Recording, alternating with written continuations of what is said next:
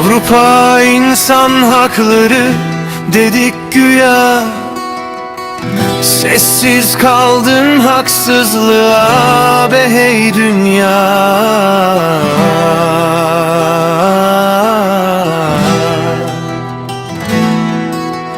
Kör karanlık zindanda Selahattin, duvarlar şahit zaman suskun günler esir. Sessiz kaldın haksızlığa be hey dünya.